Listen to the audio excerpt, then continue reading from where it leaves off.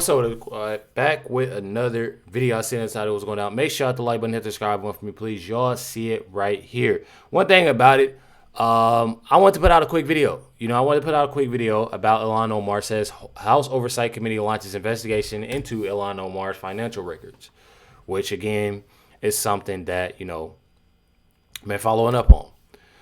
This right here, it says breaking. This is from Eric Daugherty. This was actually posted at 10 this morning. It said House Oversight Chair James Comer just revealed Somali Ilhan Omar financial records are being investigated. Check it out. Why are you targeting her when there is a Ilhan Omar? Your committee investigation with Ilhan Omar, when there is a process in the House, if people have questions about their conduct, this would go through the Ethics Committee. Why is this under and I've spoken, I'm glad you asked that question. I've spoken with the Ethics Committee. The Ethics Committee has jurisdiction over members of Congress. The two businesses in question are owned by Ms. Omar's husband. So the Ethics Committee does not have jurisdiction over a spouse, only a member. So that's why we just asked, we would have questions. I don't think anyone would. It would pertain to her overall finances, because that is listed on her financial disclosure report, even though that's her spouse. We've run this by the Ethics Committee, and we think this is the appropriate route. So, and we'll do one more question. Yes. Yes, just going back to the Clinton deposition. Sorry for space. And that's the end of that video. But one thing about it is I cannot wait, for something to happen. One thing about it, you got to take one step at a time, one day at a time. Ilhan Omar was just exposed live on TV for having no clients for her businesses, making millions. Check it out.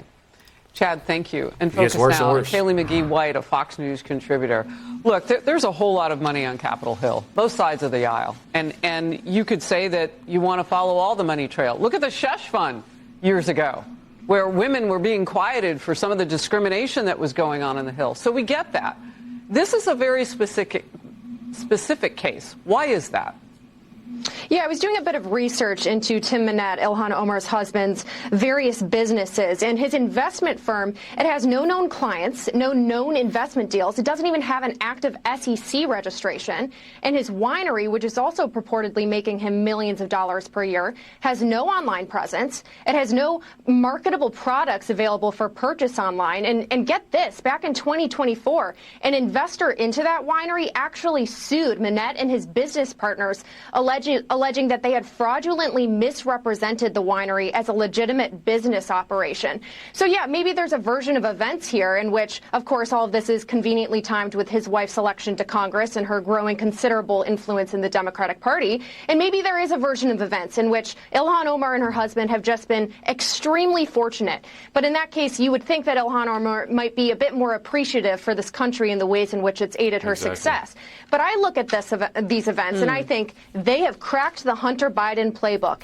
And I think that there are many other people in Washington, D.C. who watched the success of the influence peddling scheme that the Biden family ran. And more importantly, they saw that the Biden family faced zero consequences for that scheme. And they decided to try and replicate the results themselves. So I do hope that James Comer is successful at cracking what is actually going on here, because I think that she's probably not the only one in Washington with some considerable wealth to answer for. Look, that's telling y'all. Cannot wait. One thing about it is that they're truly closing in, and you can definitely tell. That they're closing in. The way that they're pushing things and stand on top of it. I definitely love, and I appreciate of them doing. One thing about it, these Somalians are constantly making TikToks. It says Somalia, Minnesota is very angry that Somalis are getting exposed for the fraud, and threatens. Check it out. If you're kicking out Somalis, you have to kick out everyone else. Like, I'm gonna be honest, I'm speaking for all of my African brothers and sisters. If you kick Somalis, and I don't want to get copyrighted, that's why I'm skipping. So you have to kick all of them out. All of us, we all leave together. Because if you kick us out, you have to kick everyone else. I'm gonna be honest, and I know everyone in the comments, everyone watching this video. One thing about it is that, again, if y'all watch my last video, this is another individual that doesn't know anything that he's talking about. He's just talking the talk, and that's truly what it is. One thing about it that is truly sickening and truly crazy, that you truly have this many individuals, that are truly just, it's just taking over. You can definitely tell, just based off, I don't know if y'all seen a video, but it was a video that was put out. I don't know if y'all seen, but, you know, it's probably happened in your state to where there are, you know, students that would walk out of class. Well, there's a particular school in Minnesota. Y'all can look this up on X, and y'all see for yourself. Particular school saying that really nobody at all showed up. Nobody showed up at school. You know, and it just went to show you how many Somalians are at these schools and at Minnesota. This is the Mall of America. And as y'all see, and I don't want to copyright it from that music, but as y'all see, it's nothing but Somalians. I've never been in a Mall of America. I always want to go, but I'm not even trying to be like that. This is just somewhere like it's just crowded in to where it's like, it's truly ridiculous. It's truly, truly ridiculous. And that's completely changed. You know, these malls, and they go to these malls. You always see them, you know, at these malls. And, you know, these young teens, I seen a video of them even fighting, you know, at the malls, you know, with security, you know, and none of them had bags. None of them bought anything. It's just a whole complete mess. It's truly a mess. And that's just how I feel. It's President Trump. And then you have Dan Bongino, you know, speaking on, you know, the Minnesota and Somali invaders. Check it out. Minnesota, if they allowed us to do the job, it's a mess. There's something in the water up there, and I love the state. I won the state 3 times, but I got no credit for it. I won that state 3 times, but it's a rigged state, really rigged badly with the Somalians and the theft. And I guess you studied it, but I hear it's over $19 billion, okay? Can you imagine? They have a country where they have no money, they have no nothing, and they come over here and they steal. They're able to steal more than $19 billion, and we're right on their ass. Yeah, that was one of the first cases but when I got an These are people that don't work. Yeah. Dan, these are people that don't work. These are people that are just not an asset to our society, to put it mildly. And we got to get them out, most of them, and it's most of them. I want to tell the audience 92% don't work. Yeah. And they have an unbelievable system, corrupt system of welfare. You know, many of them drive Mercedes-Benzes. They had nothing when they came over.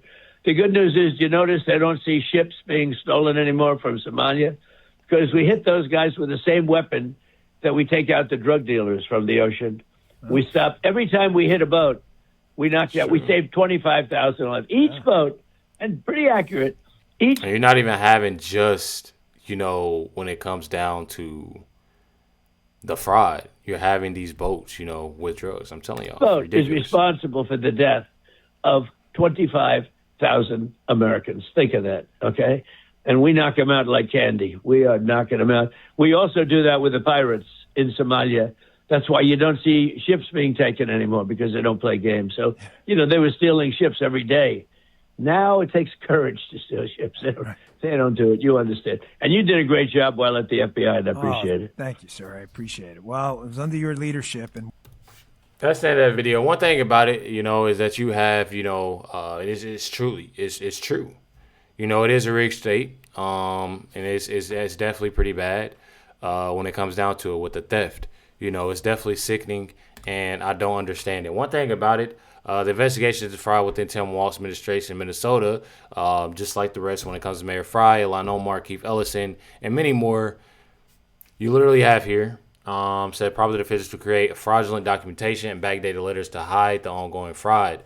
So Tim Walz obviously is an individual that obviously knew about this stuff and just let a lot of it slide, which is definitely insane. Y'all can go find this video at pretty sure it's A Muse, so y'all can go find this video and check it out. But it's literally, you know, you have literally so much into this video. You literally have so much into this video when it comes down to it, and I definitely love it. I went over this video and I think it was yesterday, so y'all can go check that out. But this is definitely an important video, you know, to go over when it comes down to it and check out, because it's definitely insane, you know, that these individuals are doing this. One thing about it, Benny Johnson did put out, you know, Ilhan Omar full investigation. Like said, y'all can go check that out. You know, Benny Johnson says Ilhan Omar entered Congress in 2018 with a massive $65,000 in debt. She's worth now $30 million. Her salary was $174,000, and you know, it's pretty crazy. Says here in 2022, Ilhan Omar passed the Mills Act, cutting all oversight of taxpayers-funded meals served to the underprivileged kids. The loophole was exploited by Ilhan's Somali friends in Minneapolis in a $500 million child meal fraud scheme. The Somali fraudsters worked for and donated to Ilhan Omar campaign. At the same exact same time, Ilhan's husband launched a new venture capital firm. The new VC firm valuations skyrocketed from zero to hundreds of millions immediately. I'm telling y'all, it's definitely crazy when it comes down to it. Says, yet this firm does not even have an address in D.C., just a WeWork. After a massive Somali work fraud was exposed this week, the VC firm scrubbed all his board members from his website, which, again, if y'all even look up any of these websites, you're not going to find it because they're scrubbed a lot. The rest of MR's worth comes from a bankrupt, fraudulent wine company that does not even have a working telephone number, nor a site, nor employees, or anything of it. The wine is literally called Devil's Lie, which a lot of people find interesting. I'm not going to lie. Definitely interesting. One thing about it, there's more down to it on why, you know, Ilhan Omar, it's a possibility for her to be denaturalized, deported, and losing a House seat. Check it out right here, Megyn Kelly. Okay, let me just read the following. And they're citing this Matt Tardio on X.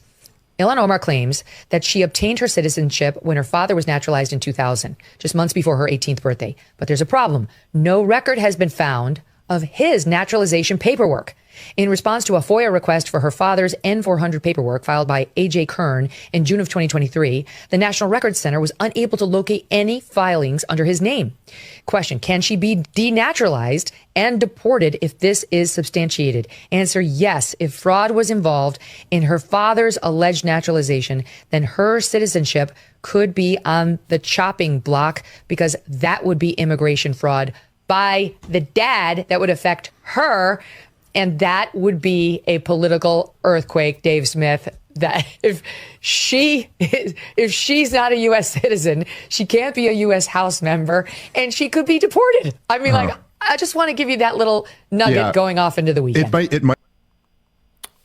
You have it right there. One thing about it, and that's actually great news. It's definitely great news, but one thing about it, like I've said, I don't want anything, you know, to be swept up under the rug. I don't want anything, obviously, to be easy to where it's like, okay, we about to put them in a jail cell and they'll be out, or just a slap, you know, on the wrist, you know, not literally YouTube, you know, or you know, something like that. I don't want it to be that. You know, I definitely want it to be more. But you already know, definitely hit the like button, hit that subscribe button. Definitely appreciate y'all. Much love to every single last one of y'all. Definitely love y'all for liking these videos, sharing these videos. Definitely mean a lot. Sorry for the quick video, but I definitely want to show y'all, you know, more and update y'all on that. But catch y'all next one.